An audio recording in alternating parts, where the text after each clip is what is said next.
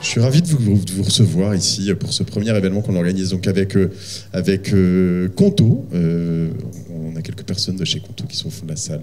Je disais à Inès qui va quitter d'ailleurs sa fonction de chez Conto. Ça m'inquiète du coup puisque c'est elle qui m'a fait confiance toutes ces années. Merci parce que je lui ai dit que grâce à eux, grâce à Conto, moi je vis un rêve éveillé grâce à mes podcasts et à tout ça, et ils font partie de mes plus fidèles sponsors, et donc j'en suis ravi, et c'est grâce à eux aussi qu'on peut organiser tout ça. Donc merci, qu'on organise aussi avec Orso Media, Christopher qui est ici, mon associé depuis l'année dernière, dans cette team de podcasteurs, ce label qu'on déploie et qui fonctionne très bien. Et puis avec Génération Do It Yourself, donc qui est ce podcast, et ma productrice qui est au fond, voilà, Juliette de Mopou. Je l'ai bien dit, de Mopou, ouais, c'est bon. Voilà, je parlerai pas de ton café ce soir. Voilà, on a une super équipe. Je suis ravi d'avoir des freelances, parce qu'on en parlait avec Jonathan tout à l'heure, mais en fait, c'est pas forcément une population de personnes qu'on met souvent en avant, les freelances, parce que c'est une sorte de cohorte, enfin beaucoup de personnes cumulées, mais qui sont pas toujours starisées, parce qu'ils n'ont pas une entreprise gigantesque, ils n'ont pas levé des millions ou des milliards tous les ans depuis 5 ans ou 10 ans. Et pourtant, ça nous concerne tous de plus en plus. Donc je vais reposer la question de Thibaut. Qui parmi les gens ici, parmi vous, pardon, les gens, c'est pas très joli, est freelance déjà? D'accord, qui veut l'être? Ouais, on est à peu près à moitié-moitié, d'accord. Intéressant. Qui déteste les freelances? Ok. Ben voilà, autour de la table, l'objectif qu'on s'est donné, donc tous ensemble, tous les 6, c'est vraiment de donner un certain nombre de clés. On a préparé tout ça cette semaine, un peu plus encore, et ces dernières semaines, avec, je ne vais pas dire un débat, mais en tout cas des approches totalement différentes. C'est ce qui est vraiment cool dans le panel qu'on a aujourd'hui. Donc pour faire un tour rapide, on va commencer par Caroline, tiens, puisque voilà, Caroline Jurado, vas-y, je t'en prie, je te laisse te présenter 2 secondes, pour 20 secondes. Ok. Caroline Jurado, j'ai créé un média qui s'appelle Les Cryptos de Caro, donc je produis globalement du contenu sur les cryptos, et c'est comme ça que je vis. Voilà. Une newsletter, un compte TikTok, un compte Instagram. Ça fait 30 secondes en fait. Voilà. Une newsletter, un compte Instagram, YouTube, TikTok, etc. Jonathan, si tu veux. Bonsoir, je m'appelle Jonathan D'Acosta, je suis designer en freelance, je me spécialise dans la direction artistique et le product design, donc le design d'interface. Je travaille pour des agences, des grandes marques et des startups, de Balenciaga, de Vialet, à des startups comme Sorare ou Big Mama, dont vous avez peut-être entendu parler. Une star de la direction artistique quand même, qui décide lui-même, on y reviendra, mais de rester solo. C'est intéressant. Bonsoir, je suis Clara Perrault, UX Writer freelance depuis 2 ans à peu près. Tu as dit quoi? UX Factor? UX Writer et Content Designer. Okay. Je pourrais expliquer ce que ça veut dire. Globalement, je crée le dialogue, les interactions dans un produit digital, donc sur des sites internet ou surtout sur des plateformes SaaS, dans des applications mobiles ou web. Et je le fais aujourd'hui, je travaille notamment pour Conto, qui hoste la soirée ce soir, et qui a été mon premier client sur cette mission, parce que j'ai commencé sur un autre métier avant, mais c'est les premiers qui m'ont fait connaître. Et d'autres clients, hein, quand même. Et d'autres clients, je travaille avec Skello, qui est une SaaS dans le planning, et des collectifs de freelance qui bossent pour des boîtes dans la tech aussi. Très bien. Voilà. Perrine, tu es la seule non-freelance ce soir autour d'ici, avec moi en l'occurrence. Mais, et avec quelques freelances qui ne se sont pas encore lancés. Bonsoir à toutes, bonsoir à tous. Donc, je suis Perrine Ferraud. Moi, j'ai rejoint l'entreprise Malte assez récemment, en décembre dernier, comme Chief Freelance and Community Officer. Pour ceux qui ne connaissent pas Malte, c'est une communauté de 320 000 freelances en Europe qu'on met en relation avec des clients et leurs projets via le marketplace. Et puis, on leur apporte également des services pour essayer de faciliter leur vie. Voilà, l'idée en t'invitant parmi nous était de vraiment apporter une expertise différente, avec vraiment une vue holistique à ces de 300 000 freelances en France et en Europe. Hein. C'est un peu l'idée. C'est ça, pardon, j'ai donné le micro trop rapidement. En Europe, effectivement, ça a été créé en France en 2013. Donc effectivement, on a énormément de freelance en France au sein de notre communauté. Et on s'est lancé plus récemment en Espagne, en Allemagne, et l'année dernière en Belgique et aux Pays-Bas. Super. Thibaut. Merci. Bonsoir. Thibaut Louis, j'ai 29 ans. Donc je suis freelance. Et j'accompagne actuellement 8 CEO dans l'écriture de leur post LinkedIn, donc leur prise de parole publique, des CEO de start-up. À côté de ça, j'ai un bootcamp pour aider les freelances à se lancer ou à grossir. Et en termes de contenu personnel, j'écris beaucoup sur LinkedIn. J'ai un podcast et une newsletter. Voilà, très bien. On y reviendra. Un super podcast et en effet des posts LinkedIn qui tabassent assez souvent. On va diviser cette présentation en 3 parties, si vous voulez bien. Se lancer, se vendre et grandir. L'idée, c'est vraiment d'apprendre, alors notamment pour ceux qui ne sont pas encore freelance, mais on viendra aussi pour les autres sur se vendre et grandir, avec vraiment des expertises très différentes, hein, de TikTok à LinkedIn. Mais pour commencer, je vous propose, avec toi, Perrine, de parler un peu de cette étude sur le freelancing que vous avez fait, de comprendre un peu pourquoi et les gens, les salariés souvent, voilà, deviennent freelance et comment ils deviennent et surtout pourquoi ils le restent aussi, ça c'est intéressant. Oui, tout à fait.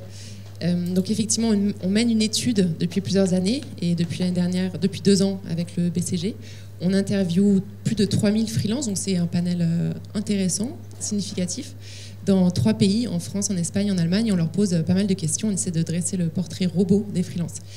Et une des questions qu'on leur pose, et ce sera pour commencer avec une bonne nouvelle ce soir, c'est pourquoi avez-vous choisi de devenir freelance? Et ce qu'on voit, c'est que ce n'est pas un choix par défaut, ce n'est pas un non-choix. Plus de 90% des freelances ont choisi de devenir freelance par choix. L'autre bonne nouvelle, c'est que ceux qui deviennent freelance ne le regrettent pas. Et plus de 60% des freelances sont satisfaits, ravis dans leur vie de freelance, ont confiance en l'avenir. Alors, je n'ai pas les chiffres. Ce qui n'est pas si évident, je veux dire, dans les débats que tu peux lire dans certains endroits dans de la presse, on va te dire que c'est une forme de paupérisation du salariat, que tu perds un certain nombre de droits et d'acquis sociaux. Donc c'est pas forcément si simple. Ça nous semble peut-être évident aujourd'hui, mais c'est pas forcément si simple. C'est effectivement, la réalité est tout autre. Et c'est pour ça qu'on est très vigilant quand on parle de freelance, de bien définir ce qu'est le freelancing. Il n'y a pas de définition en fait, ça n'existe pas. On définit un peu le freelancing par défaut. Le freelancing, ce sont des professions indépendantes qui ne sont pas manuelles. Justement, on retire les chauffeurs, par exemple les chauffeurs Uber, tout ça, enfin toutes ces catégories de professions ne sont pas considérées comme freelance. Et donc on retient vraiment la définition des freelances. Ce sont des experts qui ont énormément d'expertise, qui ont énormément de seniorité, en fait, qui ont en moyenne plus de 10 ans d'expérience en tant que salariés auparavant, qui ont une moyenne d'âge d'ailleurs plus proche des 40 ans que des 30 ans. En moyenne en France, les freelances ont 37 ans. Donc ce sont vraiment des personnes expertes qui choisissent de devenir freelance. Et la vie d'un freelance n'est pas rose, et je pense que ce soir, les freelances qui sont ici présents parleront un peu de leurs difficultés et donneront des conseils. Et nous, on reçoit énormément de feedback de freelance. On parle énormément avec eux. On sait qu'ils sont confrontés à des difficultés auxquelles ils n'étaient pas confrontés en tant que salariés, mais ils ne regrettent absolument pas leur choix. Et pourquoi? Parce qu'ils ont fait le choix pour l'indépendance, pour 95% d'entre eux, pour avoir une flexibilité dans leur rythme de travail, dans leur localisation de travail, pour pouvoir choisir leurs clients, choisir leur mission, être plus en accord avec leurs valeurs. Et tout ça, finalement, ça compense largement les difficultés qu'ils peuvent rencontrer dans leur quotidien en tant que freelance. Ok. Passionnant. Et vous le ressentez vraiment dans vos communautés, je veux dire, parce qu'on voit aussi certains mauvais côtés, par exemple, qu'est-ce qui se passe, moi, les moments où j'ai été freelance, c'est de me dire qu'est-ce qui se passe si je me casse une jambe, qu'est-ce qui se passe aujourd'hui, vous ressentez que il y a peut-être aussi des tas de choses qui se mettent en route pour faciliter, parce que c'était sans Malte, sans Alan, sans Conto, sans tout. Oui. En fait, c'était quand même vraiment relou aussi d'être freelance il y a 10 ans. C'est vrai que l'écosystème est vraiment en train de se mettre en place et c'est vraiment le bon moment pour se lancer. Et il y a quelques années, tout ça n'existait pas. On ne pensait pas à des offres de prévoyance dédiées pour les freelances, on ne pensait pas à des banques dédiées pour les freelances. Des plateformes comme Malte n'existaient pas, donc c'était plus compliqué de faire de la prospection commerciale. Et c'est vrai que tout cet écosystème qui est en train de se mettre en place facilite, vraiment améliore la vie au quotidien des freelances. Alors il y a encore beaucoup de chemin à parcourir, il faut vraiment être très humble là-dessus. Et Malte aussi, on reste très, très humble là-dessus. On apporte des services, par exemple, un des plus grosses difficultés évoquées par des freelances qui se lancent, c'est la facturation, être payé en heure, ne pas faire 15 relances. Et on essaie de les aider avec des offres, des avances de trésorerie. On sait qu'il y a encore énormément de difficultés, finalement, sur lesquelles il faut travailler, apporter de meilleures réponses. Et on a encore une grande marge de progrès. Mais en tout cas, tout ça est en train de se mettre en place. Ouais. Merci. Tu as une mutuelle, toi, prévoyance, tu cotises pour ta retraite, Caro ? Et oui, j'ai une mutuelle. Ouais. Je suis chez Alan. Et la retraite, tu sais pas ? J'en sais rien. Ouais. A priori, non. Si tu sais pas, tu saurais. Normalement, tu n'as personne d'autre qui s'en occupe. Peut-être moins que tu as quelqu'un qui s'en occupe pour toi, mais donc, d'accord, il va falloir qu'on en reparle d'ailleurs. Parce que... comment tu t'es lancé, toi, et à quel moment tu t'es dit, tiens, je vais être freelance ? Est-ce que toi, tu es une freelance ou tu veux faire grossir tout ça, enfin, alors, je ne sais pas si on peut me définir en tant que freelance au sens strict, puisque je ne vends pas mon temps. Je ne sais pas, d'ailleurs, ça fait partie des catégories du freelancing.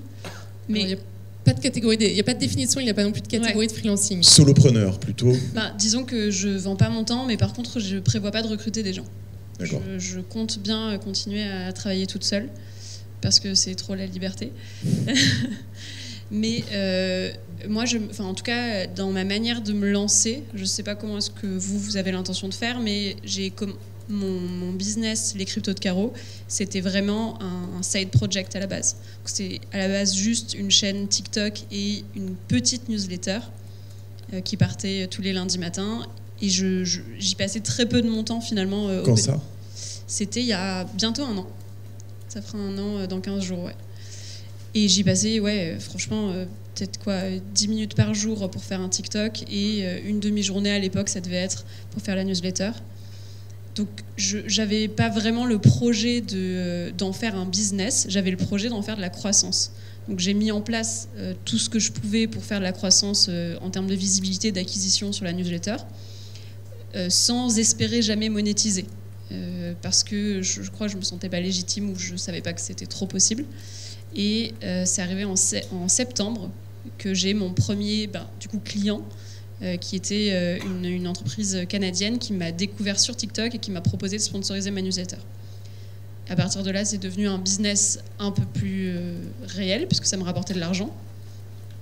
Et en janvier donc de cette année, j'ai mis de côté mon autre activité pour être à temps plein sur les cryptos de Caro parce que justement, quand j'ai mesuré la croissance de mon activité, de mon revenu et de toute mon acquisition sur les cryptos de Caro par rapport au temps que j'y passais, j'ai trouvé que c'était incroyable et je me suis dit que je ne pouvais pas faire autrement que d'y passer tout mon temps et de voir ce que ça donnait.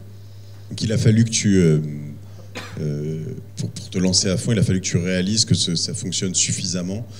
C'était une sorte de side project qui avait quand même un objectif business ou juste franchement, c'est dur à dire, quoi. C'était plutôt pour m'amuser. Pour comprendre les cryptos. Ouais, c'était plutôt pour exploiter ce que je faisais, que ça soit utile. Je me disais, quitte à de toute façon faire des trucs sur les cryptos, autant que je documente ça et autant que ça soit utile. Et c'est vrai que j'avais pas prévu que ça puisse être un vrai business à ce moment-là. Et ça m'a mis du temps à m'en rendre compte. Sachant qu'il faut quand même un peu se lancer sur TikTok, parce que c'est encore autre chose. Moi, je le fais un peu, mais d'ailleurs en me masquant derrière mes invités, mais que LinkedIn, où tu écris, voilà, là, tu mets quand même du skin in the game.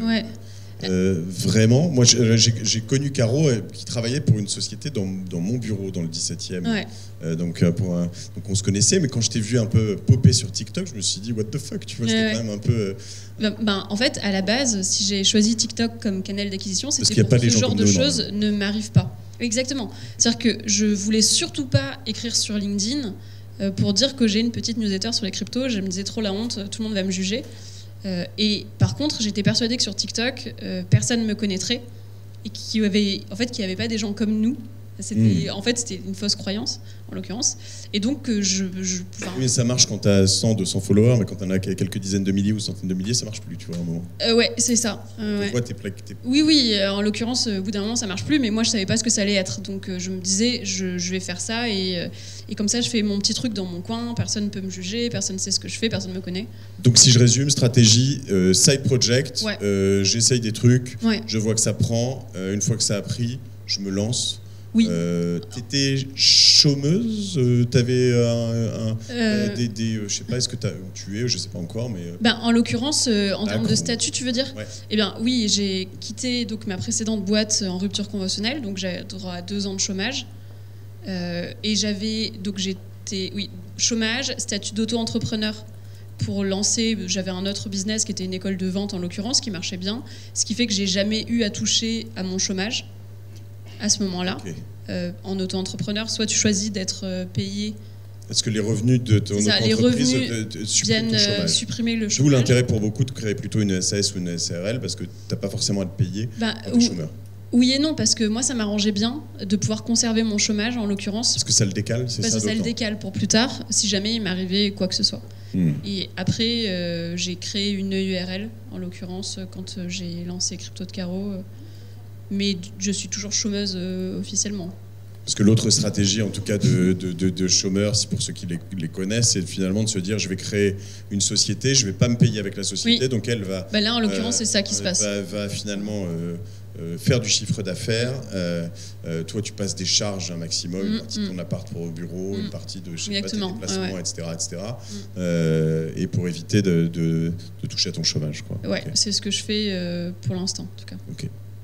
Jonathan, même approche, toi, quand est-ce que ça a commencé? 2013, non, tu disais? Oui, c'est ça, 2013.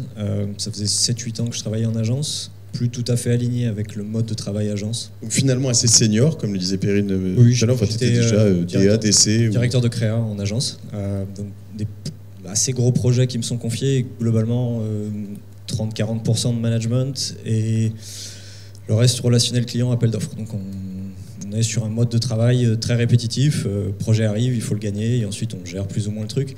Ça me convenait plus tout à fait sur le mode opératoire puisque j'avais plus vraiment les mains dans le cambouis. T'es plus dans l'artistique, t'es plus dans l'exé en fait. Voilà, c'était plus tout à fait ce que j'avais envie de faire.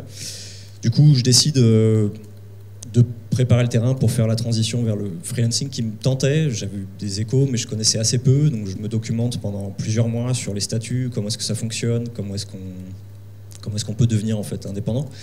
Donc c'est pas du tout un side project, c'est plutôt un projet assez mûri, exactement dans les statistiques, qui me donne entre guillemets la conviction que c'est ça que je veux faire. Après, sur la transition, il vaut mieux la rupture conventionnelle. Dans mon cas, comme je suis un petit peu têtu, et qu'au moment où j'ai présenté le projet à mes employeurs de l'époque, ils m'ont dit en fait, si tu veux te barrer, barre-toi, mais on va pas te faciliter la tâche. Je caricature un peu. Et j'ai décidé d'y aller quand même un peu au culot, ce qui m'a obligé à faire ce all-in, on va dire. Et ça m'a aussi en plus servi puisque ça m'a incité à préparer encore mieux le terrain pour le démarrage.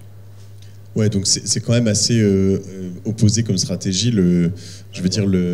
Et tu aurais pas pu rentrer dans une forme de... Sans rentrer d'ailleurs, moi je recommande assez rarement le bras de fer, mais juste un peu à un moment expliquer, trouver un deal pour se dire... Il y a des boîtes qui, vous le savez sans doute, mais refusent catégoriquement la rupture conventionnelle, point, pour éviter que tout le monde se barre comme ça. Il y en a qui... Exactement ce cas de figure. Voilà, il y en a qui traitent au cas par cas.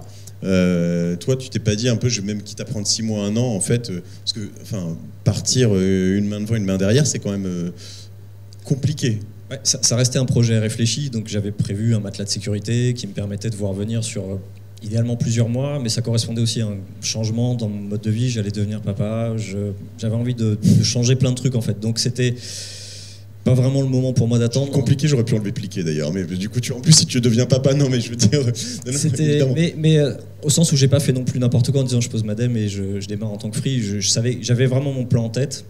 Jour 1, même un peu avant, j'avais sorti mon site, mes projets étaient documentés, je savais exactement qu'en devenant free, je voulais pas forcément perdre non plus qualité de travail, j'avais des très beaux projets en agence. Mon objectif, c'était de viser idéalement le même niveau en tant que freelance. Donc, d'être le plus sérieux possible sur cette approche-là m'a beaucoup servi sur la durée.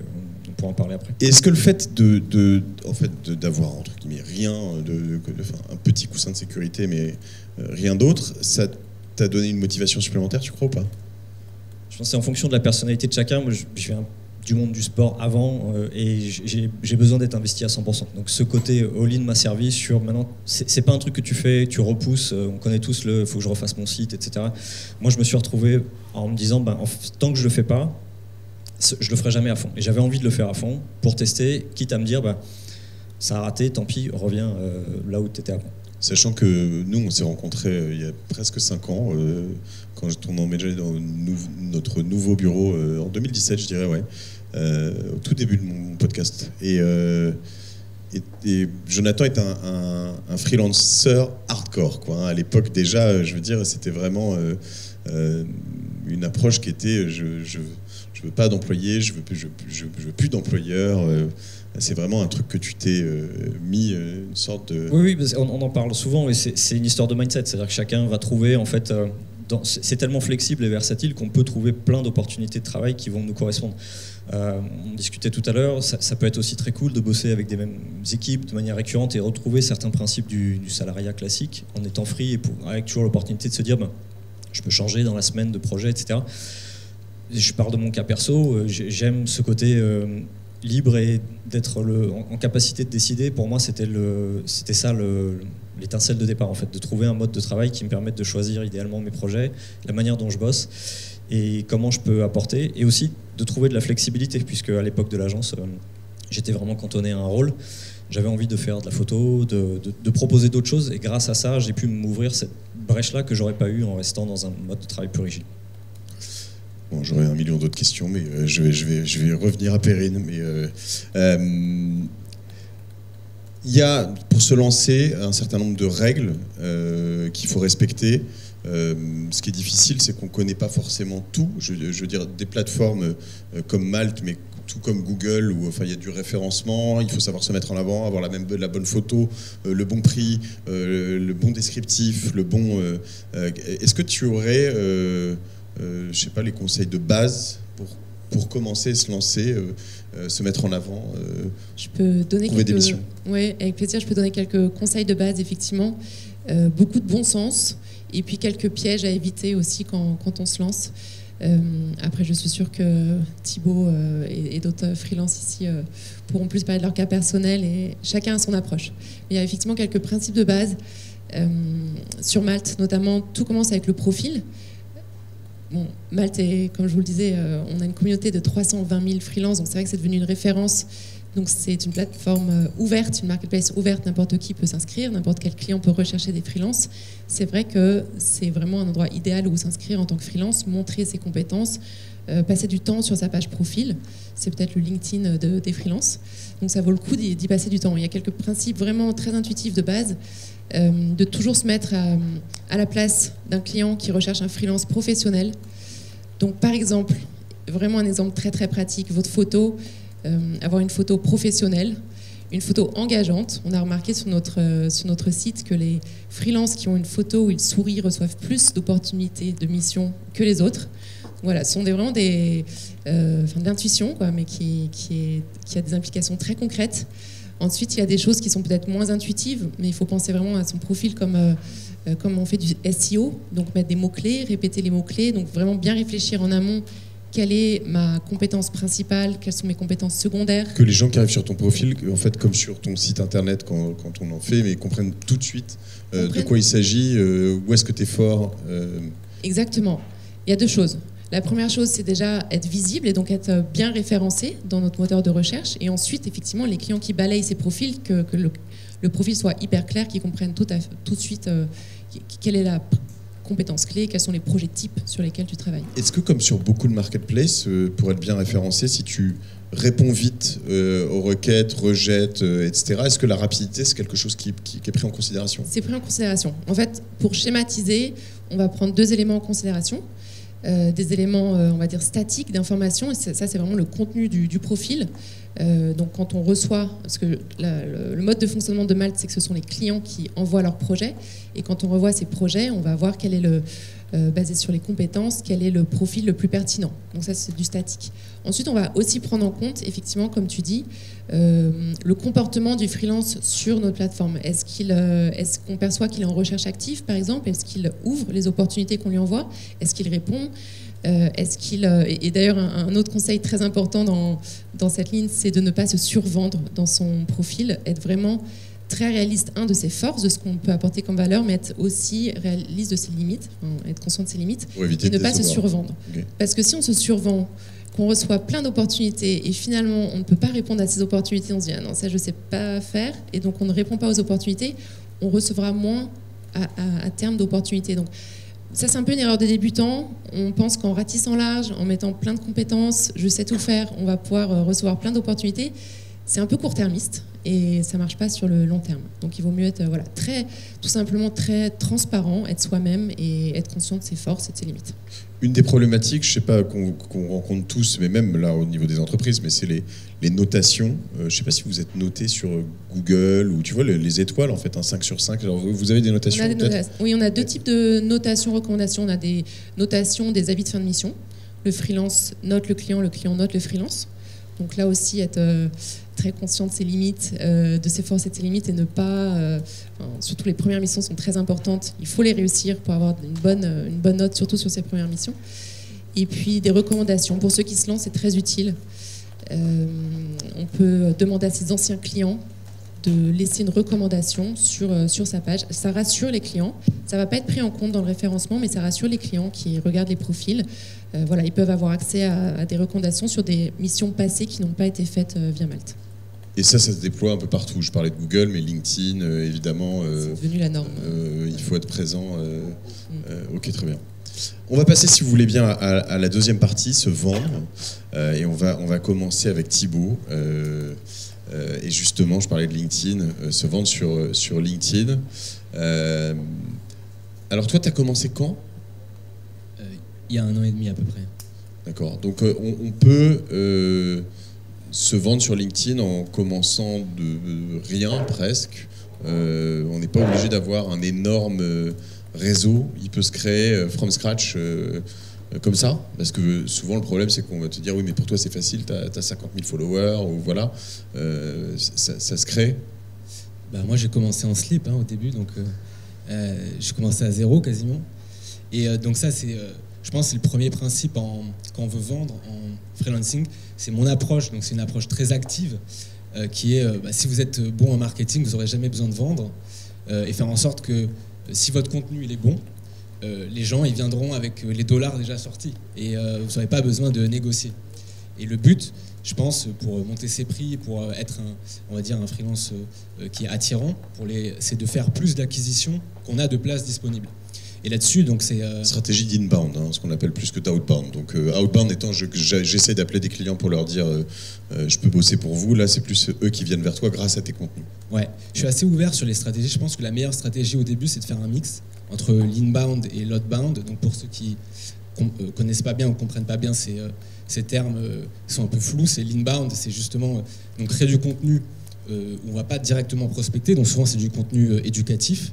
Et l'outbound, c'est quand vos prises d'initiative envers les clients, donc souvent c'est des prises de messages de prospection vers vos clients cibles.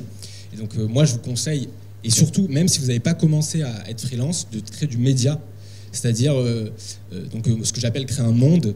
Pour moi il vous faut un canal principal et un canal secondaire. Moi j'ai utilisé comme premier canal LinkedIn, donc je publie tous les jours. C'est très très puissant, c'est un des canaux les plus sous-estimés. Je pense que c'est le canal le plus sous-estimé en médias, avec TikTok probablement. Donc il faut voir aussi ce que vous vendez. Ce sont des secrets de moins en moins bien gardés quand même, soyons clairs. Oui, mais ça reste l'Eldorado en fait. Pendant longtemps, tout le monde pensait que LinkedIn était juste un endroit où en fait tu mettais ton CV en ligne, quoi. C'était pas vu comme un réseau social. Ouais, pour vous donner un ordre d'idée, donc moi j'ai commencé vraiment à 0, pas de crédibilité, je savais pas du tout quoi vendre, et en 1 an et demi j'ai fait 30 millions de vues sur les contenus cumulés sur LinkedIn. Alors j'ai oublié le chiffre, mais il y a quelqu'un qui a calculé ce qu'on appelle le retourne pour le coût par 1000, c'est-à-dire en fait il a calculé ce que ça m'avait rapporté en médias si j'avais dû payer en publicité, et c'est plus de 150 000 ou 200 000 euros, et ça c'est gratuit. Donc c'est un levier que si vous êtes freelance ou si vous êtes aspirant freelance, qu'il faut absolument débloquer. Et même si vous ne savez pas quoi vendre dès maintenant, vous ne vous présentez pas comme un expert, mais comme un explorateur de vos sujets. Et plus vous êtes authentique avec votre personnalité, plus vous êtes naturel et moins vous êtes entre guillemets professionnel, et plus les gens vont s'intéresser à vous comme si vous étiez une série Netflix en fait. Sachant que ça ne veut pas forcément dire ni sur TikTok ni sur LinkedIn se mettre en avant soi tout le temps. Enfin, ça peut être son expertise. Il y a une des choses qui est importante, c'est que quand on débute là-dessus, souvent on a plus de temps pour faire ça, parce qu'après si on est embarqué dans des tas de missions on ne le fait plus, mais je prends du référencement naturel, donc c'est plus une stratégie Google. On a une réserve au début à se dire mais je peux pas dire tout ça, je vais donner tous mes secrets. Moi je pense qu'il faut donner tous ses secrets en fait, parce que de toute façon le principal c'est l'exécution, non ? Ouais, on peut prendre l'exemple de la plomberie. Même si moi je fais un stage pour apprendre la plomberie, j'achèterai toujours un plombier pour le faire, parce qu'en fait je vais payer le plombier non pas pour son temps, je vais le payer pour la douleur qu'il m'enlève. Et en fait ce que je fais par exemple moi c'est l'écriture, donc tout le monde sait écrire, mais si vous demandez à quelqu'un de vraiment écrire, c'est-à-dire écrire sa vie, les gens, ça leur prend une énergie mentale qui est impossible. Tous les CEO que tu accompagnes, ils savent écrire. À la fin, ils sont pas bêtes. Non, mais ils sont feignants, en fait, comme les autres. Disons qu'on on a tous une énergie débordante. C'est filmé, je te le rappelle, je dis ça. Mais moi, je pense que la paresse, c'est une qualité en freelancing. Parce que je pense se concentrer sur les tâches où on a une haute valeur ajoutée et déléguer les tâches où on est moins bon. Donc là-dessus, j'ai un peu profité d'une aubaine sur ce sujet-là. Donc LinkedIn, très puissant. Donc je vous conseille, donc canal principal, LinkedIn. Si vous faites du e-commerce, c'est probablement Instagram. Et là, ça, c'est quelque chose que je vois très très peu, c'est que beaucoup de gens sont assez passifs.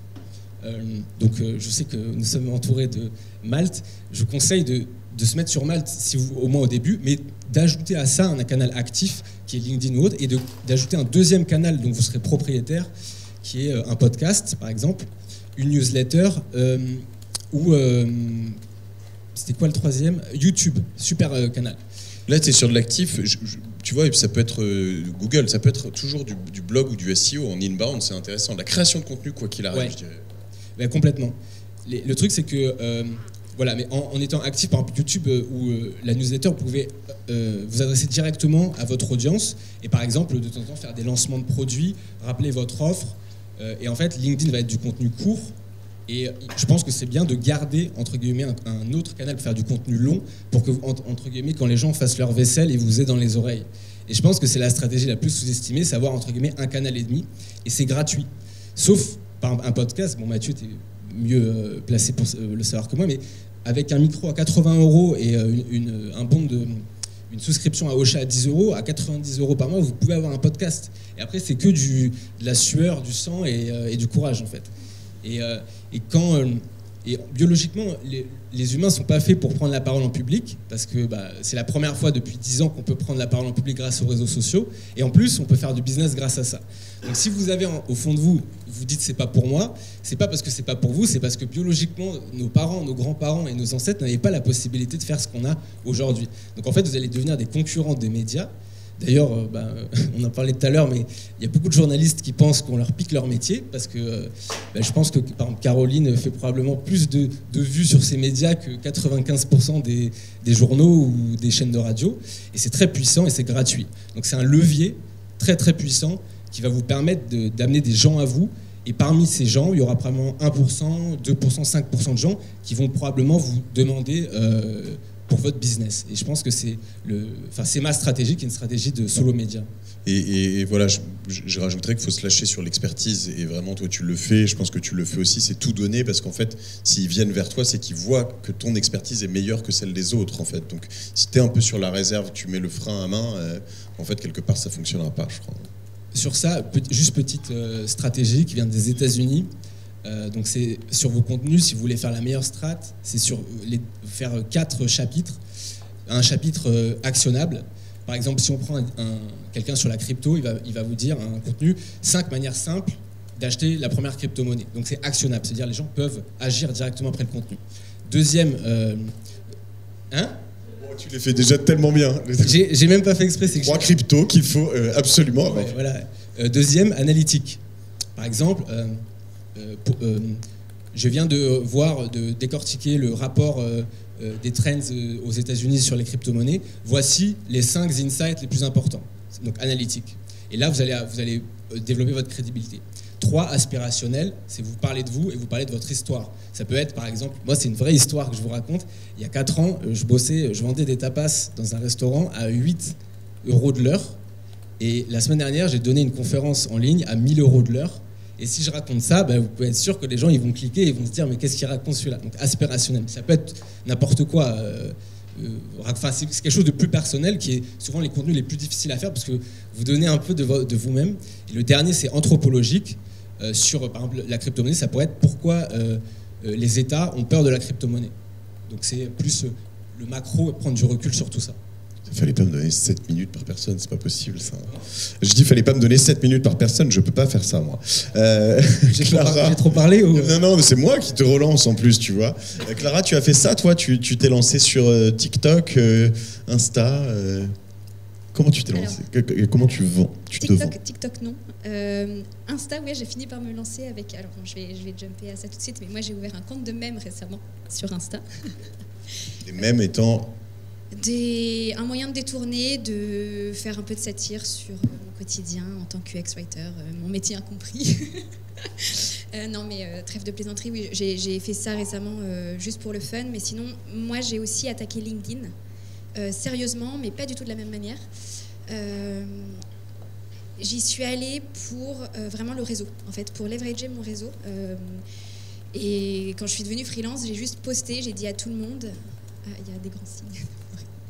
Oui, j'ai fait des grands signes à tout le monde sur LinkedIn pour dire voilà, je quitte mon emploi et je deviens freelance et presque en fait qui même me suivent. Mais alors j'ai jeté une pierre dans l'eau en me disant j'espère qu'elle va revenir en ricochet, mais sans aucun doute, sans doute que ça allait fonctionner. Et ça a fonctionné. Ça a fonctionné, donc là j'ai pris j'ai reçu des appels assez rapidement. Et j'ai dû trouver un positionnement parce qu'en fait j'ai juste dit aux personnes je suis disponible pour faire ce que j'ai toujours fait jusque-là et autres. Et du coup je me suis lancée en mode MVP et j'ai pris ce qui me semblait bon, basé sur l'humain, c'est-à-dire des personnes qui m'ont appelé en me disant moi j'ai souvenir d'avoir bossé avec toi sur ces sujets-là, est-ce que ça te plairait? Et j'y suis allée et en fait de fil en aiguille, donc je me suis retrouvée à devenir UX writer chez Conto. Et après, en revanche, j'ai pris la décision de me dire, bon, là, le MVP, il a prouvé que c'était viable et on y va, comme Jonathan, all-in. Je me mets sur ce positionnement, sur un métier qui est un peu le community manager il y a 10 ans, en fait, qui est assez rare, où il y a beaucoup de profils en freelance parce qu'il y a peu d'offres. Donc là, on voit, ça arrive, les entreprises commencent à ouvrir ce poste en CDI, etc. Mais... je pense que j'ai réussi du coup à être identifiable sur LinkedIn en tant que UX writer freelance dans la tech et du coup je capitalise toujours là-dessus en fait, le réseau. Je parle de mon métier, de ce que je fais avec mes clients, donc je mets aussi mes clients en avant sur les fonctionnalités qu'on lance, etc. Avec une approche beaucoup moins, je dirais... hardcore, c'est-à-dire quotidienne que je peux avoir à assumer aussi. Mais au rythme du coup des projets par exemple, et c'est moins, je dirais, je le fais, je m'inclus pas. Enfin c'est pas, j'ai fait ça pour Conto par exemple. Pire que toi, il y a Jonathan, il a posté 2 fois depuis 10 ans, donc je les ai vus à chaque fois, mais tu sais. Mais du coup je le fais quand même, c'est-à-dire que j'essaye de mettre en avant ce que je fais avec mes clients, mais via mon client et en fait, du coup, ça rayonne. Et je veux dire, d'autres personnes qui cherchent mon type de profil, on va dire, le voient, parce qu'ils suivent aussi ces boîtes-là, etc. Mais en fait, ce qui est important, juste si je reprends et je rebondis, parce qu'on en parlait aussi, le fait que tu es très peu posté et que ça t'ait pas empêché de t'épanouir, c'est juste une fois aussi de temps en temps donner, j'imagine, des nouvelles sur ce que tu fais. Parce qu'il y a une chose qui est terrible quand on est freelance ou entrepreneur, c'est qu'il y a des moments où tu vas parler avec quelqu'un et qui va te dire « Ah bah tiens, on a fait un projet comme ça » et dire mais t'aurais pu m'appeler en fait. Et il n'a pas pensé à t'appeler, tu te dis mais quel connard celui-là, pourquoi il m'a pas appelé? Et en fait, c'est pas lui le connard. Si t'as pas appelé, c'est toi Les gens n'ont pas pensé à toi. Tu n'étais pas en top of mind. Tu n'étais pas là-haut, la première personne à qui ils pensent, et ils ne savent pas, en fait. Et tu vois, tout à l'heure, quand tu me dis, tu me parles de en fait, j'ai hésité à poster cette photo sur Cosa Vostra, où tu me dis, vous êtes beaucoup maintenant. Et en effet, j'ai eu 3 personnes depuis, aujourd'hui, juste d'ailleurs, qui m'ont dit, waouh, ça a grossi votre machin. Et en vrai, je ne faisais pas trop ce genre de choses avant, mais l'importance de montrer en fait qui on est, l'identité derrière, ce que tu fais, pourquoi, je pense que c'est un truc que tu développes un peu maintenant. Je le fais plus, et un peu comme toi, le peu de fois où je poste un truc, c'est systématiquement exponentiel en fait. C'est-à-dire que si tu postes un truc là, tu as 4 personnes dont tu n'as plus entendu parler, dans mon cas depuis 4 ans, qui vont te dire « Ah bah j'ai pensé à toi pour ce projet-là ». Et j'ai exactement cette réaction-là quand je vois des trucs sortir, je me dis « Ah bah, il aurait pu me le proposer ». Donc il faut, moi je ce connard. Plutôt, voilà, c'est ton podcast donc je te laisse le dire. Je suis plutôt pas trop dans le délire auto-promo, mais il faut apprendre aussi à analyser les codes du média sur lequel on veut être visible en fait, et assumer d'être peut-être un peu contre nature. Et le résumé de Thibaut est parfait, on est assez rarement naturellement préposé à ça, mais en travaillant un peu sur soi, il y a vraiment beaucoup plus de bénéfices que la petite douleur que ça représente.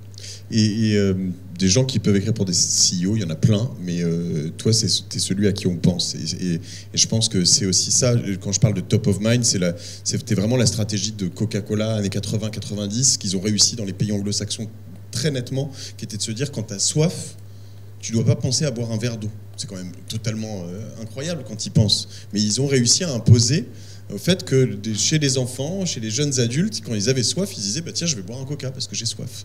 Bon, on a vu le résultat. Mais Caro, toi, tu as choisi TikTok donc, parce que tu voulais te cacher en fait. Tu as réussi ta vie. Oui. Oui, par défaut à la base. Il se trouve que j'ai découvert rapidement que c'était le réseau le plus sous-exploité en termes d'acquisition, encore plus que LinkedIn pour moi. Parce que aujourd'hui, ma newsletter, c'est 32 000 personnes. Et sur TikTok, c'est 100 000 abonnés. Je l'ai vu il y a un mois et demi, c'était 16 000 personnes. Ouais. Il y a quoi? Combien de temps? Il y a 2 mois, il y a 16 000. Ouais, je fais plus entre plus 1000 et plus 2000 abonnés par semaine sur la newsletter, grâce à TikTok. Donc c'est un réseau qui est remarquable, pour le coup. Moi, je considère que, un peu comme Thibaut, enfin, on va être... c'est-à-dire que c'est notre expertise qui est importante et c'est beaucoup qui on est aussi. Des gens qui parlent de crypto, il y en a des tonnes. Les gens que j'attire, moi, c'est les gens qui ont envie de m'entendre, moi, parler de crypto. Donc il y a un mix qui est super important entre le contenu que tu proposes en termes d'expertise et l'expérience que tu proposes, parce que tu es toi. Moi, je réfléchis tous mes contenus pour qu'ils renvoient la même idée qui est je suis Caro, ta pote qui est dans ton salon, qui va t'expliquer les cryptos sans que tu aies l'impression d'être con. Donc 100% de mes contenus essaient de répondre à cette expérience-là. Et tu postes à quel rythme? Sur TikTok, tous les jours. Et tu produis tous les jours?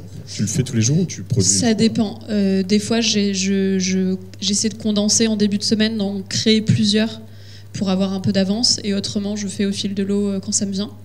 Je dois dire que je mets pas beaucoup de forme sur les TikTok que je fais.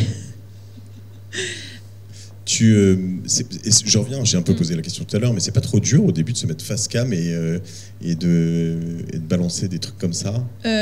Si, c'est un peu difficile, mais finalement... Si fait. Oui, puis t'es tout seul dans ton salon, en fin de compte, tu te rends pas compte que 100 000 vues, ça veut dire 100 000 personnes qui t'ont vu. Tu te dis juste que tu es derrière ton téléphone et tu es tout seul, ça te demande aucun investissement. Et tu te fais un peu bâcher quand même. Il y a aussi des gens qui t'insultent. Alors, par contre, je me fais bâcher, ouais. C'est un peu dur aussi. Oui. Je dois recevoir une 50aine d'insultes par jour quand même, faut le dire. Donc c'est pas rien. C'est pas rien, tu vois, j'ai 50 insultes, tu le vis comme ça, et donc tu les vois plus, tu les regardes pas. Je regarde pas les commentaires, non. J'ai les réseaux sociaux. Tu dois recevoir une 50aine d'insultes par jour quand même. Oui, enfin ça c'est du coup quand je regarde, c'est ça que je constate et c'est trop horrible, ça me gâche ma journée, genre vraiment. Du coup, je regarde plus du tout, non. Mais en l'occurrence, mes clients, moi, qui sont des entreprises qui vont venir me demander des vidéos sponsorisées ou sponsoriser ma newsletter, ils viennent tous parce qu'ils me voient partout. Et ça, tu crois que ça peut marcher dans une stratégie B2B? pour aller chercher des clients. Enfin, Jonathan, Clara pourrait se dire finalement. En fait, moi, je pense que oui, mais. Oui, enfin, ça dépend. C'est sûr que si tu cherches un client qui va être avec toi sur le long terme et qui va te staffer 80% de ton temps, c'est pas vraiment la peine de te faire chier, quoi. Mais sinon, enfin, dans n'importe quel cas, rayonner pour ton expertise, c'est utile parce que ça te rapporte des clients, quoi qu'il soit. Donc moi, c'est évident que vu que je suis en B2C, enfin, je suis un média, donc je suis en B2C. N'empêche que mes clients, ça reste des entreprises et que eux, ils me connaissent parce qu'ils me voient sur les réseaux. Donc c'est bien la preuve que là j'ai un partenariat avec Lydia qui est en train de sortir. Si jamais je l'ai eu, c'est parce que la CMO elle était abonnée à mon compte sur TikTok. Donc preuve que les gens qui sont dans des entreprises en B2B sont aussi sur les réseaux sociaux et donc vous voient et donc pensent à vous quand il y a un projet. Pour ceux qui auraient des réserves là-dessus, hein, Instagram, je sais pas, moi j'ai regardé mes premiers posts, ils doivent dater de 2011.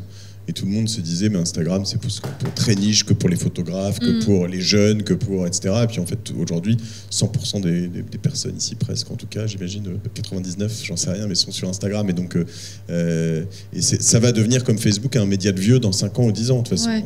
Alors, moi, j'utilise vraiment les médias chaque réseau social pour une utilité précise. TikTok, pour moi, c'est une utilité d'acquisition qui est très forte parce que vous êtes poussé à des gens qui ne sont pas dans votre communauté. C'est-à-dire que chaque vidéo, c'est une opportunité de vous faire connaître de gens qui ne vous connaissent pas, qui ne sont pas abonnés à vous. Donc ça, c'est incroyable. C'est-à-dire que contrairement à Instagram, tu peux avoir 1000 followers et faire 100 000 vues. Exactement. Alors que sur Instagram, c'est impossible. Sur Instagram, alors avec les Reels, peut-être maintenant. Mais... Alors, un peu plus avec les Reels, mais Instagram, c'est très utile pour transformer une audience en une communauté. Parce que c'est là que tu vas pouvoir montrer beaucoup plus ton quotidien et interagir avec ta communauté. Et là, ça donne une force qui est beaucoup plus importante à ton audience, en l'occurrence. Et LinkedIn, moi, je l'utilise un peu différemment de Thibaut, parce que je vais plus l'utiliser pour asseoir ma légitimité en tant qu'entrepreneur. Okay. Beaucoup plus. J'ai juste quelque chose, du coup, pour répondre à ta question, Mathieu, mais en fait, après, en effet, ça dépend vraiment de ce que tu recherches, mais en fait, par exemple, moi, je suis dans une position où je vais rechercher des missions, et du coup, j'ai plutôt intérêt... Donc, j'essaye de me rendre quand même visible sur LinkedIn et de faire savoir à mon réseau que je fais des choses avec mes clients, etc. Et ce que je fais, évidemment, aussi pour faire encore une fois de la pédagogie sur mon métier. Mais surtout, je vais essayer d'être au bon endroit, au bon moment. Donc d'avoir les bonnes personnes qui vont pouvoir m'identifier comme le profil dont ils ont besoin. Oui, parce que si tu te retrouvais à la place de Caro, et on peut venir sur le grandir, justement, le point numéro 3,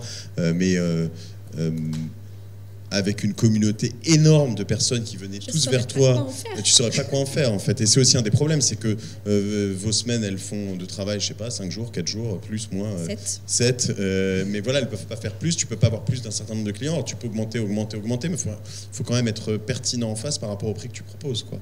Oui, surtout quand tu ne veux pas monter, comme Jonathan, une structure, que c'est toi-même et du coup, et que tu veux aussi délivrer quelque chose de la qualité à ton client. Donc c'est vrai que on n'a pas trop intérêt, je pense, dans ce cas de figure, à sursolliciter les personnes aussi sur les réseaux, quoi.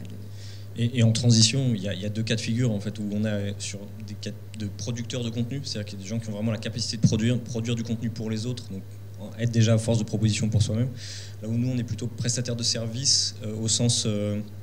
les clients vont nous contacter parce qu'ils ont un besoin qui ne se matérialise pas tout à fait dans un contenu, dans mon cas précis, puisque c'est la création d'interfaces, d'illustrations. Donc, effectivement, je pourrais choisir de développer à fond la partie création.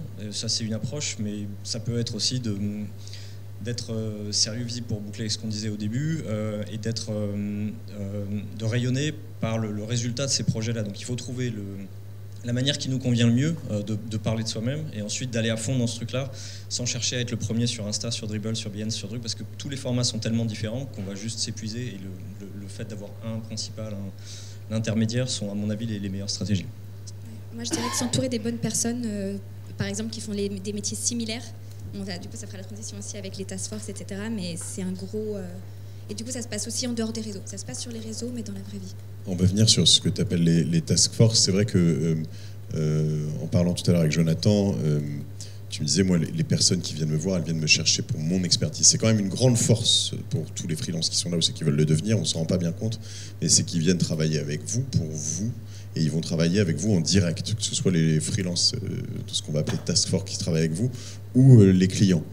Ce matin, je te disais que j'enregistrais avec Alain Ducasse. Ducasse, c'est 2000 personnes, c'est des restaurants, une quarantaine de restaurants, c'est une vingtaine d'étoiles. Ce qui est délicat en fait pour lui, c'est de dire, peu importe où tu es dans le monde, tu vas à Kyoto, à Las Vegas ou à Dubaï, tu vas au château de Versailles, tu vas avoir une qualité du casse et finalement je vais te livrer quelque chose qui est difficile. Et que moi, quelque chose que je vis du coup en tant que chef d'entreprise, c'est que j'ai beaucoup de personnes qui veulent venir bosser avec Cosa Vostra parce que c'est moi entre autres et mes associés, mais il faut être capable de délivrer une expérience Cosa Vostra.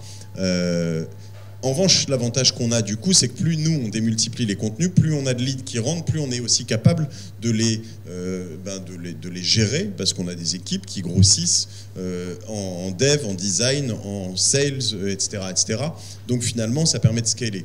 Comment en fait tu gères ça quand tu es freelance depuis 10 ans et que tu peux pas scaler en fait? C'est en fonction de son mindset, il faut trouver le bon format. Scaler, parlons, grandir à toute vitesse. Production, voilà. En ce qui me concerne, j'ai souvent des opportunités où c'est des clients qui me sollicitent parce qu'ils sont un peu essorés par le format classique. Je dis pas que je suis persuadé que Cosa Vostra ne fait pas ça, mais dans certains cas de figure, quand on travaille avec une agence, on a 4 ou 5 interlocuteurs différents sur la durée. Il y a des clients qui sont un peu échaudés par ça, qui disent moi j'ai envie de trouver de la proximité, retrouver ce mode un peu artisanal, travailler avec quelqu'un. Ça tombe bien parce que c'est le mode de travail que je recherche aussi, d'être un peu en direct avec les créateurs, les fondateurs, que ce soit les startups, les marques.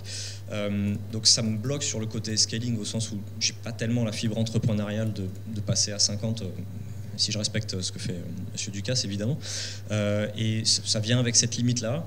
En revanche, on a toujours la possibilité après de travailler sur nos métiers à nous de manière un tout petit peu plus flexible et démultipliée. Dans mon cas, comme on réalise des sites internet, voilà, d'ailleurs je dis je me suis entouré d'une série d'autres freelances avec qui j'aime travailler, ce soit des développeurs. Sur certaines problématiques, j'ai du travail en 3D, je ne maîtrise pas vraiment, je sais ce que je veux potentiellement atteindre, je vais contacter un artiste 3D que j'apprécie, qui du coup devient un collaborateur. Donc à chacun de trouver un peu son mode opératoire. Freelance ne veut pas dire isolé, ne veut pas dire travailler tout seul dans son coin, cette espèce d'image d'Épinal du gars en caleçon dans sa cave. Non, on peut trouver différemment. Et être aussi force de proposition sérieuse dans un mode de travail intermédiaire. Sachant que tu peux aussi bosser en caleçon dans ta cave. Ça, oui, ça, pas freelance désormais, ça c'est quand même un avantage. Ça n'enlève rien au plaisir du truc. Mais tout ça pour dire qu'on peut aussi créer sur mesure sa propre offre. Dans mon cas de figure, j'aime travailler de manière assez directe avec les gens et en créant ces contacts-là, du coup, en créant le cadre de travail qui va bien, je peux ensuite développer ou pas l'offre avec d'autres partenaires. Le principe des task force dont on parlait juste avant. Mais alors, ça veut dire quoi, pour toi, grandir? Je veux dire, est-ce que, par exemple, une question très concrète, est-ce que ton chiffre d'affaires augmente? Parce qu'il y a un moment où en fait c'est juste, il peut augmenter si tu bosses 7 jours sur 7 ou 5 jours sur 7 ou si tu choisis ton jour de nombre des 200 jours par an où tu veux bosser. Il y a un moment, le seul moyen d'augmenter ton chiffre d'affaires, c'est soit prendre des coms sur les free que tu fais bosser, je sais pas si tu fais ça, soit augmenter tes tarifs quoi. Alors, le chiffre d'affaires peut augmenter parce que petit à petit tu vas prendre des missions de plus en plus importantes avec un niveau de seniorité qui grandit et donc ton tarif jour théoriquement doit augmenter aussi. Après je suis pas forcément aussi calé que vous deux sur la dimension business et désolé de faire un peu l'avocat du diable mais on n'est peut-être pas non plus tous aussi intéressés par un développement exponentiel d'année à année. Non, mais c'est pour ça, mais là le thème étant grandir, donc après... L'idée de grandir c'est de trouver... Ça peut être grandir qualitativement, ça peut être... Dans mon cas, c'est là-dessus que j'allais arriver et merci pour la transition, c'est sur la qualité des projets que je peux être amené à sélectionner.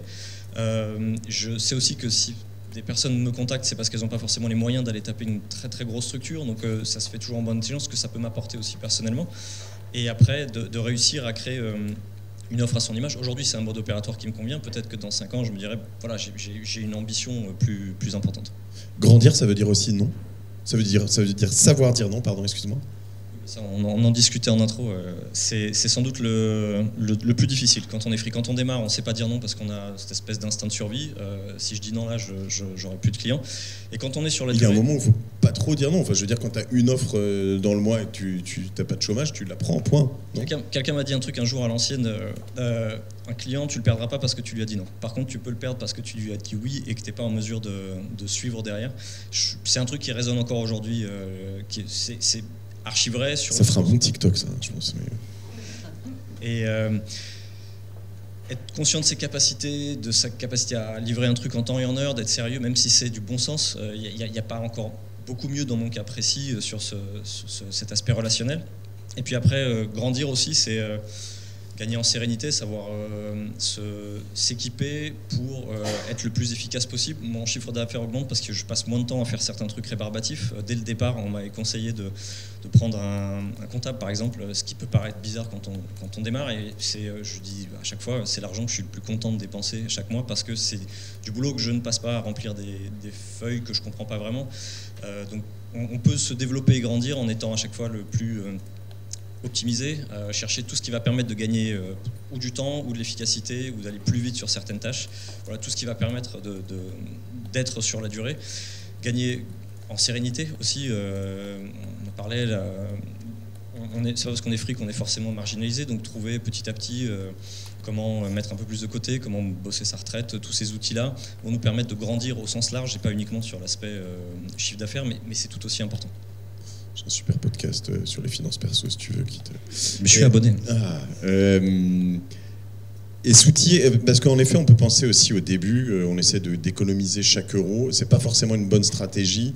Moi, j'ai pu avoir cette expérience du freelance à me dire, en fait, tu te retrouves un peu esclave de certaines choses potentiellement, même à un moment esclave de ton succès, parce qu'en effet tu refais de l'admin un peu plus.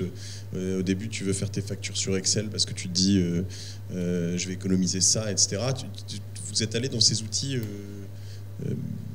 c'est ton comptable qui fait tout, toi? Je suis un petit peu geek au sens optimisation. C'est-à-dire que si je suis devenu freelance, c'est parce que j'en ai marre de faire des trucs qui n'étaient pas mon boulot, à savoir faire du design, et j'aime encore faire ça aujourd'hui au quotidien. Donc tout ce que je vais pouvoir éliminer m'apporte de la tranquillité d'esprit parce que ça me permet de dire je vais passer plus de temps à faire ce que j'ai envie de faire. Ça a été le comptable, ça a été être hyper cartésien, même si ça paraît paradoxal. On a tendance à penser que le free bosse, enfin dans mon cas précis en tout cas, un coup à un endroit où on va se poser dans un café. Dans mon cas précis, c'est plus de bosser de manière encore plus organisée qu'à l'époque où j'étais en agence, mais je n'étais pas le pire élève, mais personne n'aime remplir des feuilles de temps, personne n'aime remplir les Asana, peu importe l'outil de gestion de projet que vous utilisez. Du coup j'ai un outil de gestion alors que je suis tout seul, ou qu'on travaille à 2-3, on a des timesheets, on a un logiciel automatisé pour faire des relances, tout ce qui va être comptable.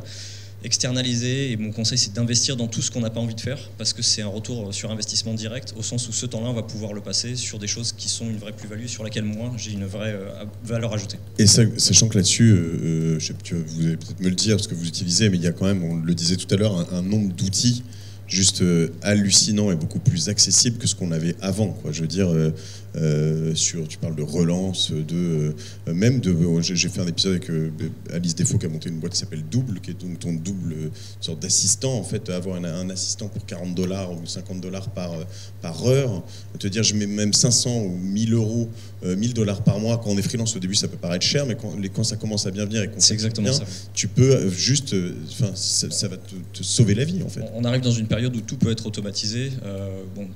Désolé, je dois faire partie maintenant de la partie des vieux avec toi, Mathieu, dans ce panel, mais quand j'ai démarré, il fallait encore scanner ses tickets de resto et ce genre de trucs pour faire ses relevés bancaires, enfin ses relevés mensuels. Là maintenant, avec des apps, il y a pas mal de concurrents, plus des banques très modernes. On a des notifications quand on est payé, on a plein de trucs qui sont automatisés sur lesquels on passe plus de temps d'admin nul. Donc il ne faut pas hésiter à benchmarker parmi tous ces outils-là, chercher un peu d'infos et trouver ceux qui correspondent à nos besoins. Mais avoir vraiment cette logique un peu proactive et se dire ça vaut peut-être le coup que je prenne un abonnement, 50 € à l'année d'un logiciel qui a l'air austère mais qui va me faire gagner potentiellement 10 ou 15 ou 20 heures à l'année. Si vous mettez ça en rapport avec votre TJM, vous avez un retour sur investissement immédiat. J'ai juste un retour d'expérience là-dessus en plus, c'est qu'en plus l'erreur humaine parfois coûte cher. Ouais. Quand les impôts te tombent dessus parce que tu as déclaré ton taux de TVA 2 jours après la date, ça coûte cher. Enfin, finalement, j'aurais préféré avoir investi dans un comptable à ce moment-là. En plus du comptable, ce qu'on apprend aussi quand on commence à être free depuis plusieurs années, c'est éviter ce genre de cas de figure. Et peut-être l'autre conseil, c'est en plus de l'avocat, être très carré sur les devis, se renseigner sur le cadre légal, parce qu'on peut avoir de mauvaises surprises. J'en fais les frais en ce moment. Et du coup, il m'a fallu quasiment 10 ans pour réaliser que j'aurais peut-être besoin d'un avocat de temps en temps. pareil, ça paraît être un investissement un peu dérisoire au démarrage, mais quand c'est pour une facture de plusieurs milliers d'euros et qu'on se retrouve coincé parce qu'on n'a pas fait le bon papier, le bon devis, le bon truc, ça nous amènera aussi à grandir au sens large. Vaut mieux prévenir que guérir parfois. Et j'avoue que ça, c'est tout ce qui est légal, finance. On se rend compte encore une fois parce qu'il y a des solutions qui sont accessibles parce qu'il y a plusieurs niveaux aujourd'hui. En effet, une entreprise comme une banque comme Fronto, typiquement, a plein de forfaits vraiment selon les besoins et c'est vraiment le meilleur investissement à faire, je pense. Sachant que c'est quand même une des choses qu'on a, un des avantages, alors là pour le coup que tu as en entreprise, c'est-à-dire que tu vas avoir des tas de profils qui vont gérer des tas de choses très différentes et donc éviter un certain nombre d'écueils que tu pourrais avoir autrement. Et puis tu cumules des expériences, des expertises. Toi, comment tu l'as vécu? Ça fait combien de temps? Tu m'as dit que tu as commencé un peu plus 2 ans. 2 ans. Juste avant le Covid. Ouais. Et tu as eu d'autres... Meilleur timing. Ouais. Ça t'a pas empêché de bosser en fait? Non, d'ailleurs, je pense que j'ai plus bossé que n'importe qui dans mon entourage qui était Enfin, moi, je n'ai pas connu d'arrêt du coup. Aussi, bon, lié au fait que je travaille pour des entreprises dans la tech et qui n'ont pas elles-mêmes subi d'arrêt. Mais quelle était la question? Et tu t'es outillé, tu t'es entouré ou tout est parti? Oui, je l'ai fait après, au début, pas naturellement au début, parce que j'avais juste, mais ça c'est très personnel, moi j'avais besoin de comprendre comment ça marche. C'est-à-dire que comme je me suis dit, je veux être mon propre chef, enfin mon propre boss et chef d'entreprise, j'ai envie de maîtriser un peu le sujet. Mais après, oui, très vite, et pour ces raisons-là, que en fait, déjà tu gagnes en énergie, en temps de... En fait, tu n'y penses pas, et du coup, time is money, donc d'une certaine manière, ça me permet aussi de passer plus de temps à travailler et gagner de l'argent concrètement. Et des personnes, d'une perception que je pourrais avoir aujourd'hui, des personnes autour de la table, je pourrais me dire que toi, tu as un des trucs les plus calés, c'est-à-dire 2 jours par-ci, 1 jour par-là et 1 jour par-là, et finalement, tu es dans est-ce que tu grandis encore? Est-ce que tu cherches à grandir? Est-ce que du coup, tu travailles sur d'autres choses ou finalement, c'est une autre forme, pas de salariat du coup, parce que tu peux décider autrement, mais... Du coup, en effet, j'ai une base fixe qui m'apporte toute la sérénité aujourd'hui. C'est-à-dire que tous les mois, globalement, j'ai 2 factures qui sont du même montant. En revanche, c'est-à-dire le seul risque, c'est que je sais que le jour où ça s'arrête, voilà, ce n'est plus là. Après, j'ai construit méthodiquement une trésorerie qui fait qu'aujourd'hui, si jamais ça s'arrête, j'ai un petit matelas aussi. Et après, là, je suis en train de songer à justement ce que je peux faire, ce que je peux mettre en place pour que ça tourne tout seul, en plus. Donc, ma façon, c'est ce que j'expliquais l'autre jour, mais ma façon de grandir aujourd'hui, c'est d'essayer d'être un peu de faire la pieuvre et d'aller chercher d'autres sources de revenus qui ne sont pas du temps que je facture. Donc, éventuellement, produire des modules de formation, des contenus que je mettrai à disposition et après, travailler sur des projets impact comme Jonathan, comme on disait, en task force. Et ça, je le fais un peu en satellite de mes missions, donc le week-end, le soir et le matin. Et globalement, ça, c'est des choses que je facture assez cher. Sachant qu'avant de passer à Thibaut, mais on peut aussi se dire que finalement le contexte du succès du freelancing est dû à une situation dans beaucoup de métiers, quasiment une situation de plein emploi. Donc on a renversé la table sur l'offre et la demande. Finalement, moi j'ai l'impression, peut-être que juste j'étais mauvais, mais qu'il y a 10 ans, en 2011, quand j'étais seul, c'était quand même plus dur. Bon, il y avait moins de Malte et de choses comme ça, mais de trouver des missions que maintenant, et qu'aujourd'hui, tu lèves le bras. Alors, il y en a qui vont me fusiller ici, mais j'exagère un peu, mais tu en trouves, tu vois ce que je veux dire. Et il y a peut-être quand même une question de contexte économique. Il y a complètement une question de contexte, et on voit effectivement que la demande dans tous les métiers du digital est très très forte. Probablement, avec le Covid, on a gagné même 10 ans. C'était déjà une révolution silencieuse qui était en route depuis plusieurs années, mais ça s'est fortement accéléré.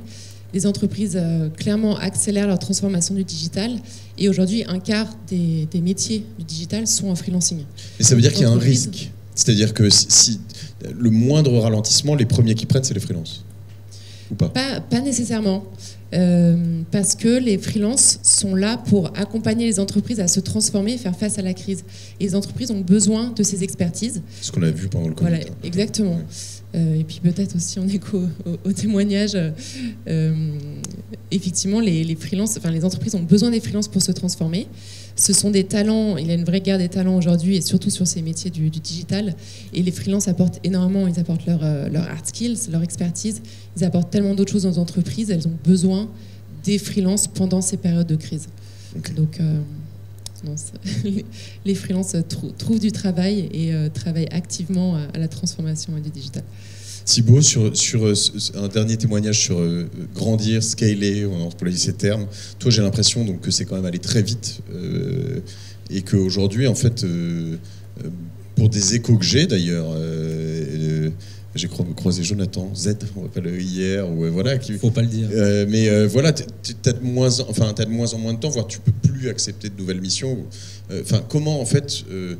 Comment ça se passe? Comment tu grandis encore? Qu'est-ce que tu vois sur les prochaines? Comment tu vis cette période? Ouais.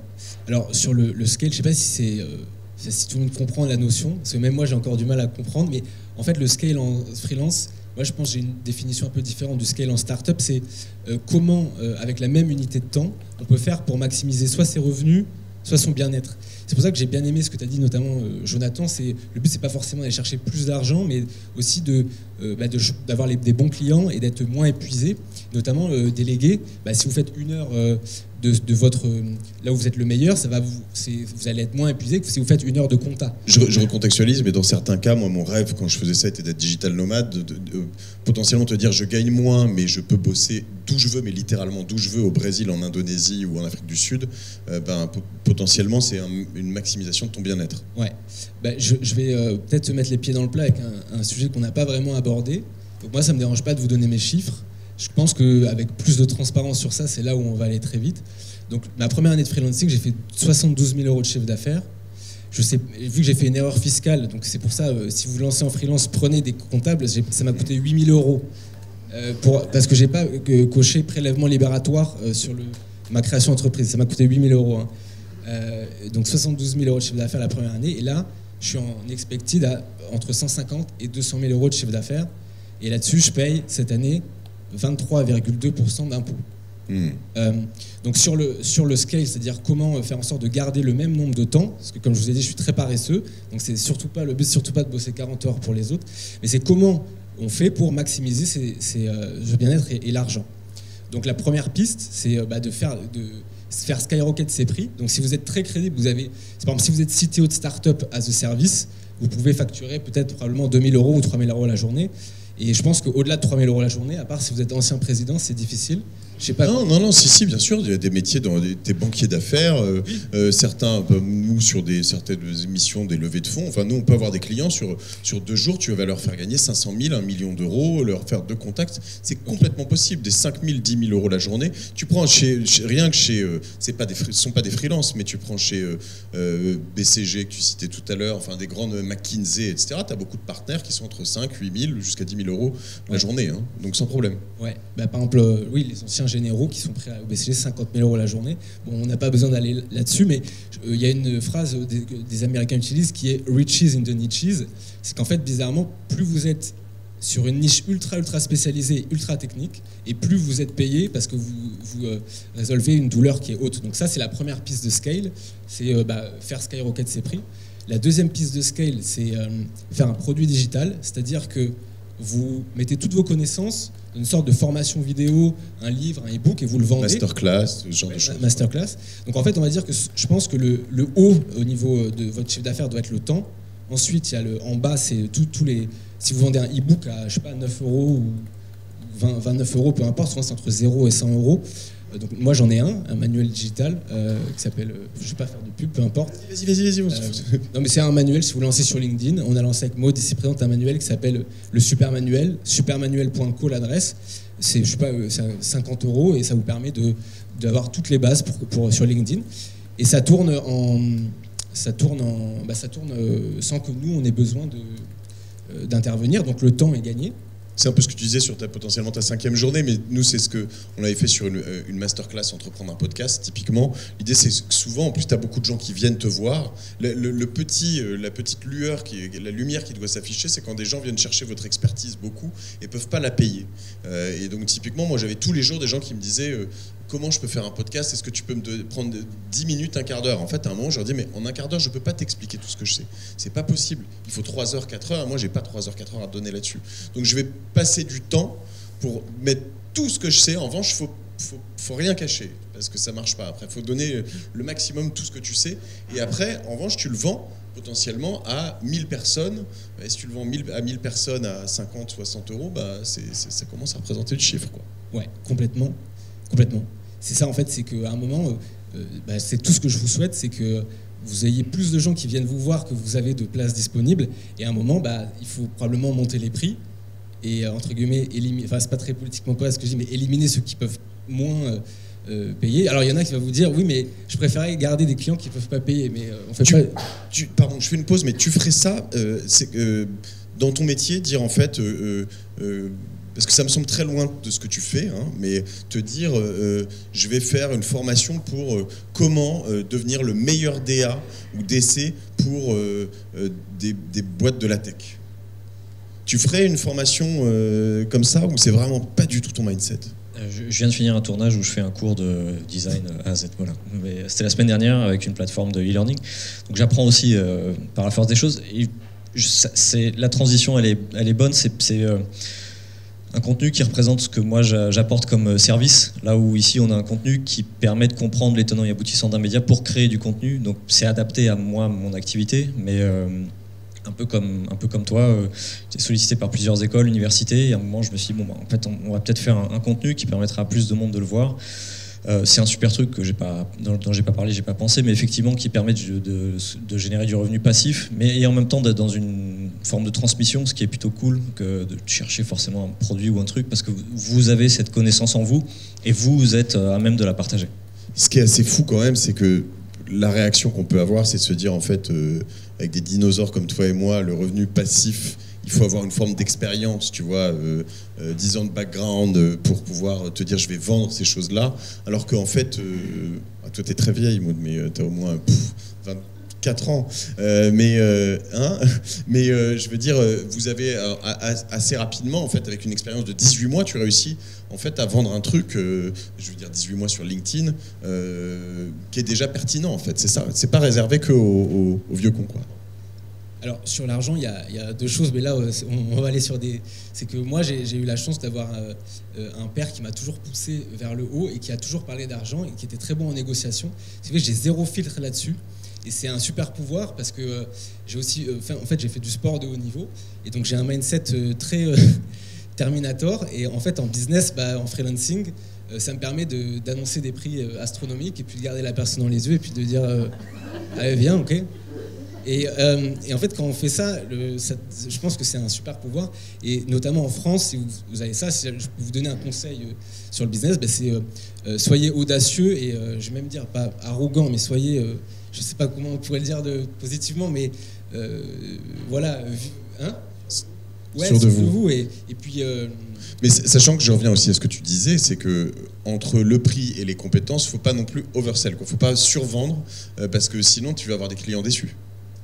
C'est parce que tu es sûr de tes compétences que tu es capable de dire à quelqu'un c'est 3 000 €. C'est parce que tu as des clients aussi. Alors ça c'est tout à fait vrai et je suis ouvert à la prospection et j'ai plein de unpopular opinion, mais par exemple je sais que beaucoup de gens diraient de ne pas faire du travail gratuit au début. Moi c'est le genre de truc que j'aurais pu faire, mais avec l'ambition de... Moi je l'ai complètement fait, j'ai jamais eu de souci je veux dire à dire je fais ça, je fais un jour comme ça, mais en revanche le deuxième, le troisième, en fait pour prouver, tu vois, il y a nous on va avoir des freelances typiquement sur avec Cosa Vostra sur des compètes qui vont nous demander d'être payés. Donc tu es sur une compète pour un client, nous-mêmes on n'est pas payés. Éventuellement on les paye si c'est ce qu'ils veulent et que c'est leur politique. Il y en a qui sont très rigides là-dessus, mais derrière si je gagne la compète, j'ai aucune obligation de les prendre. Je l'ai payé pour ce qu'il a fait. En revanche évidemment si tu as un freelance qui joue le jeu avec nous, tu bosses gratuit pour aller chercher un client, on gagne le client, tu vas pas aller en voir un autre, tu vois. Donc il y a des tas de situations où tu peux te retrouver, je pense, légitimement à pas être payé parce que c'est un game dans lequel tout le monde joue, non? Alors complètement. Et là je vais rebondir sur ce qu'a dit Caroline tout à l'heure. C'est sur notamment les messages de haine qu'elle reçoit. Moi j'en reçois moins que Caroline, mais j'en reçois aussi. Et en fait c'est que imaginons qu'on me dise, ok, est-ce qu'il y a quelqu'un qui écrit mieux que moi les messages, les posts LinkedIn des CEO? Et la réponse est j'en ai aucune idée, probablement parce qu'ils sont cachés. Donc la question, c'est en fait la valeur réelle versus la valeur perçue. Le problème, c'est quand on est, comme tu as dit, skin in the game et qu'on fait du contenu et qu'on le fait à fond, avec la personnalité. Moi, j'ai toujours une personnalité clivante, donc je n'ai pas changé sur LinkedIn. Donc du coup, je me fais bâcher, mais c'est pas grave. Mais du coup, en fait, on est rétribué au risque et la valeur perçue que j'ai. Je ne sais pas si elle est la même que la valeur réelle, mais les autres se cachent. Donc en fait, je prends les bénéfices liés à la haine que je reçois, c'est proportionnel. Non, mais ça marche vraiment comme ça. C'est vrai. Et dernier point sur... C'est très difficile sur la visibilité, hein, de choses que peu de gens... En fait, ça, c'est assez nouveau, ce que tu disais tout à l'heure. C'est-à-dire qu'avant, pour être très visible, il fallait avoir un média. Donc, pour qu'on te déteste, en fait, il fallait présenter un truc sur TF1 ou en radio, je sais pas où. Mais voilà, aujourd'hui, il y a plein de personnes qui sont visibles, potentiellement très vite et très rapidement. Et en plus, plus t'es un peu pushy, plus les algorithmes vont aimer ça et plus tu vas avoir tendance à être détesté par une partie des gens. Ce qui est difficile, c'est aussi pour les proches. Les proches, il y a des proches qui se disent mais qu'est-ce qu'ils font ces gens-là Non, ouais. Vous n'aviez pas ça? Complètement. Alors en fait, le truc c'est qu'il y a au début des réseaux sociaux, l'image principale c'était Kim Kardashian, donc c'était pas spécialement valorisé. Et donc en fait, les gens vont dire ouais tu fais l'influenceur, etc. Et LinkedIn, les gens vont dire ça fait pitié, etc. Et ok, mais en fait le truc c'est que ces personnes-là, souvent tu discutes avec elles et puis après 3 pintes, elles te disent ouais j'en peux plus de mon boss, je sais pas quoi faire. T'as envie de lui dire fais comme moi et puis t'arrêteras de te plaindre en fait. Donc souvent c'est les gens qui vont le plus critiquer. Il y a une phrase qui dit on n'est jamais critiqué par des gens qui ont fait plus que nous en fait. Donc c'est souvent des gens qui je sais pas pourquoi ils critiquent, mais ça va. Moi mes amis font à peu près ça aussi, donc ça va. Et j'allais te poser une question sur justement le fait de déléguer. Toi, c'est des choses que tu sais faire après aussi peu de temps. On en parlait tout à l'heure, mais... Ouais. Alors, ouais. Donc maintenant, j'ai un comptable donc en free. Enfin, c'est une boîte qui s'appelle Super Indep. J'espère qu'il n'y a pas de compétition en sponsor. J'ai une assistante virtuelle qui bosse environ 5 heures par semaine pour moi. Et j'ai un monteur aussi. Parce que je pense que si j'avais pas de monteur, j'aurais jamais monté de podcast. Donc ça me coûte, je pense le tout doit me coûter entre 1000 et 1500 euros par mois. Mais je me sens, peut-être là ça scale parce que je perds entre guillemets de l'argent, mais j'en gagne en sérénité au quotidien. Ouais, et puis tu passes ce temps à faire autre chose. Faut quand même voir une chose, c'est que, alors moi je suis pas freelance, mais mon métier c'est quand même de vendre du temps de cerveau disponible. C'est ça, hein. Donc moi mon intérêt il est d'avoir plus de personnes dans ma société pour réussir à avoir plus de temps à vendre. On monétise le temps des employés. Vous monétisez votre temps à vous. Et si tu monétises plus ton temps et mieux ton temps que sur des tâches sur lesquelles tu es en train de... en fait, c'est bête et méchant, quoi. Si tu arrives à gagner 1 jour par semaine à faire moins d'admin, a priori, tu devrais pouvoir le vendre mieux et plus cher, surtout si tu tords le bras comme tu le fais à tes futurs clients. Ouais. Et je sais pas si, alors juste, donc, je vous ai dit sur le scale très vite, donc on avait dit donc 1, faire skyrocket ses prix le plus haut possible, 2, le produit digital, donc la formation, 3, je reviens sur ce que tu as dit, c'est faire la courbure de son temps, c'est-à-dire que si quelqu'un vient te voir et te dit j'ai besoin de ton expertise, au lieu que tu lui donnes l'expertise à lui, tu vas réunir 30 personnes qui te posent la même question, tu vas les faire payer moins cher que ton taux horaire si tu payes à une personne, et tu vas faire un cours. Exemple, les bootcamps, moi ça va me prendre 6 heures, le bootcamp, et du coup je fais payer moins cher qu'au CEO, je les fais payer 5 fois moins cher, je suis fatigué, j'ai plus les calculs, mais du coup à l'heure ça me fait une heure qui est maximisée par rapport à si je donnais des cours, parce que je fais ça à des classes, donc ça c'est une autre. Et les derniers trucs, donc là en virtuel, tout ça, en distanciel. Ouais. Complet. Et les dernières pistes, mais là c'est si vous êtes vraiment dans le turfu, c'est les conférences. Du coup là vous faites plus un cours, mais vous parlez par exemple, si vous parlez j'en sais rien, des boîtes, bon je vais pas les citer, mais si je cite, Sodexo par exemple, où ils vous demandent de donner une conférence à 3000 personnes, là vous pouvez vous faire payer peut-être 5000, 10 000, enfin j'en sais rien, je suis pas encore dans ce game. Et le dernier game c'est l'influence, c'est ce que tu fais, c'est que tu fais monétiser une newsletter, un podcast, un compte Instagram, et faire en sorte que votre média soit, vous allez faire le même temps pour le produire, mais plus il est vu et plus vous gagnez de l'argent. Faut voir sur les conférences que tu dis, moi j'ai beaucoup d'invités donc de Génération du Turself, un podcast je suis sollicité par moment par des boîtes qui me disent j'aimerais que tu me mettes en relation avec tel invité parce que je voudrais la faire venir pour animer une conférence. De temps en temps, c'est récemment, je tairai le nom, une femme à qui on propose pour une grosse boîte américaine 1h30 payée 3 000 €. rien à préparer, tu viens 3 000 €. 1h30, 3 000 €, tu prends, quoi. Enfin, tu vois, je dis bon, surtout rien à préparer. Et elle me dit non, mais moi, en fait, un peu Kate Moss style, mais moi, je fais rien en dessous de 7 000 €, quoi. Je bouge pas. Et c'est pas une nana prétentieuse, elle est extra, je l'adore, etc. Mais elle tient son cap et elle l'a pas pris. Et c'est une autre de mes invités qui l'a pris en l'occurrence.